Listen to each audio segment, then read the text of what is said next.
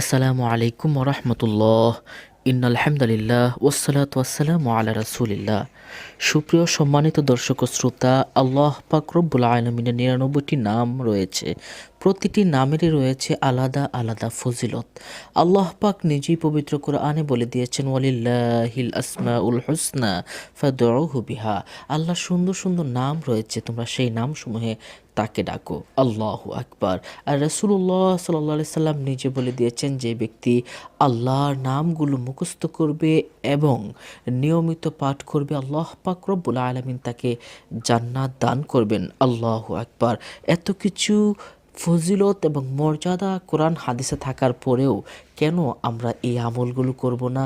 এত সহজ সুন্দর আমলগুলো, আল্লাহ পাকের নামগুলো খুবই পাওয়ারফুল, খুবই কার্যকরী।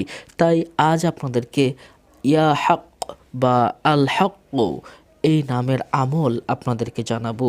ইয়া হক শব্দের অর্থ হচ্ছে হে শাশ্বত সত্য বা হে সত্য আল্লাহ।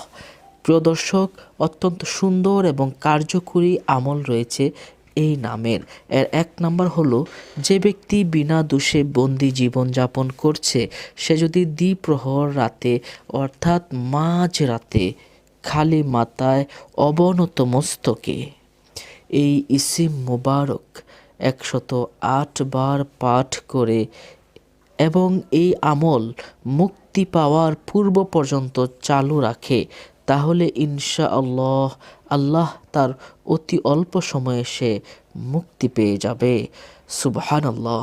এছাড়া যারা মামলা মোকদ্দমায় বিভিন্ন রকম সমস্যায় আপনি জর্জরিত রয়েছেন, তারাও এভাবে আপনি আমল করতে পারেন। ইনশাআল্লাহ আপনি মামলা মোকদ্দমা থেকে আপনি রেহাই পেয়ে যাবেন ইনশাআল্লাহ।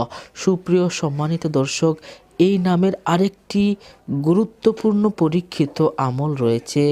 যদি কোনো ব্যক্তি একটি কাগজের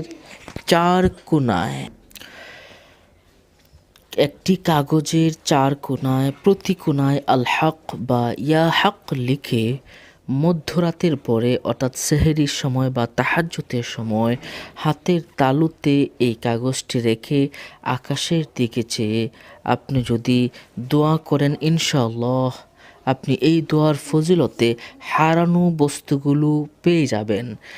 যদি এগুলো নষ্ট হয়ে যায়, এগুলো নষ্ট অংশও পেয়ে যেতে পারেন ইনশাআল্লাহ।